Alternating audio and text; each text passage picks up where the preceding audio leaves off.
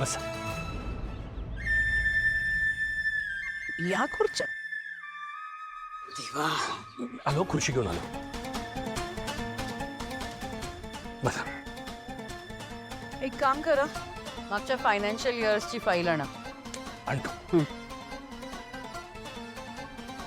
काय कुठे बरी वाटते बघू, नाही का?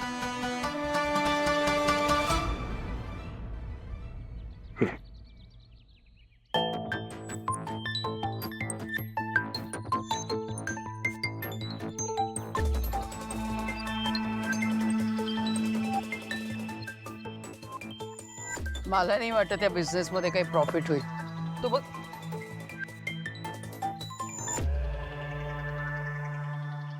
मम्मा, तू या बिझनेस मध्ये पैसे गुंतवलेसच का?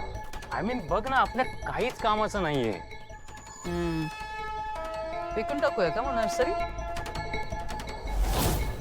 नाही नाही हो, असं नका करू.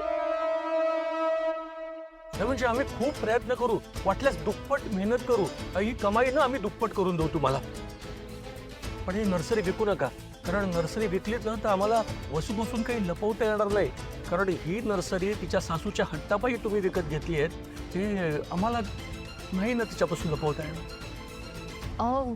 वसूला खूप वाईट वाटेल हो. आणि हे हुंडा वगैरे तर तिला पटणारच नाही. आधीच आम्ही तिच्या सासरच्यांची खोटं बोललोय ते कळलंय तिला. किती खोटं बोलताय तुम्ही रानडे? हा, इतकं खोटं बोलत राहिलात ना तर पुढे हिशोब ठेवणं कठीण जाईल तुम्हाला. मला काय म्हणाल होतं तुम्ही? तुम्ही ही नर्सरी विकताय कारण तुम्हाला बनीच्या नावाने FD करायचे, हो ना? हो, म्हणजे आम्ही अगदी तसंच केलं. तसंच कसं रानडे? तसंच कसं? हे बघा, हुंडा घेणं आणि हुंडा देणं कायद्याच्या दृष्टिकोनातनं दोन्ही गुन्हा आहे.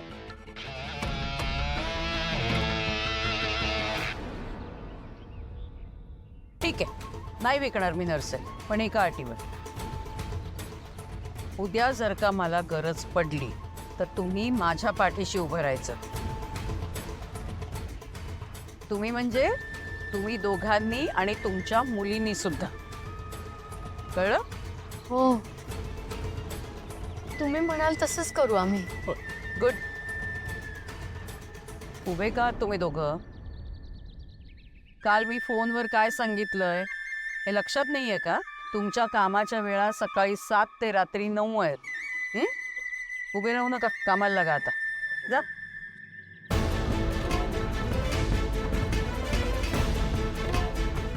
लग्न झालंय आपलं. जरी एका खोलीत आपण राहत नसलो तरी हे नातं निभावं लागणार आहे आपल्याला. आणि एकमेकांना न जाणून घेता हे नातं कसं निभावणार आहोत आपण? आणि तुम्हाला सांगते, तसंच जर काही कारण असेल ना तर मी देवावर चिडते.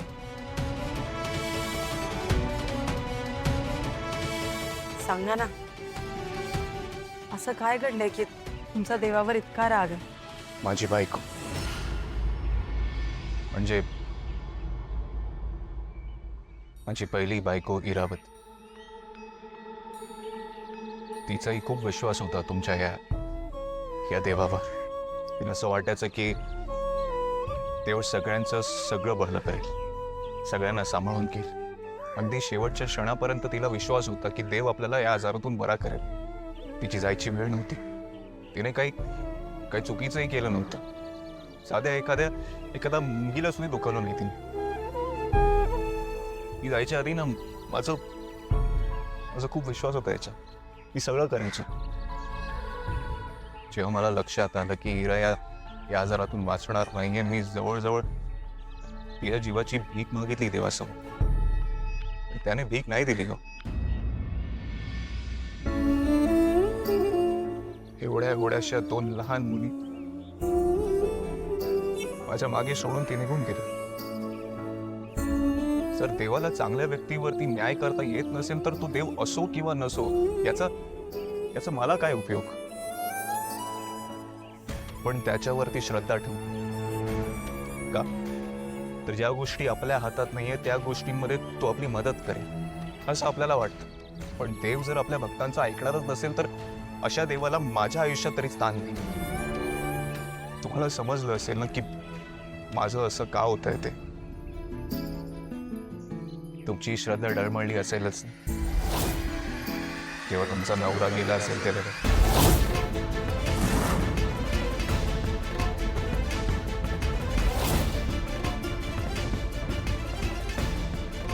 सॉरी मी जास्त बोललो असेल तर. तुमचं दर्शन झालं असेल तर आपण निघूयात का? प्रसाद. मी देवळात येत नाही आणि प्रसाद. अहो प्रसादासाठी मी इथवर येतो तरी. आणि हो प्रसादाचा आणि देवाचा काही संबंध नाही.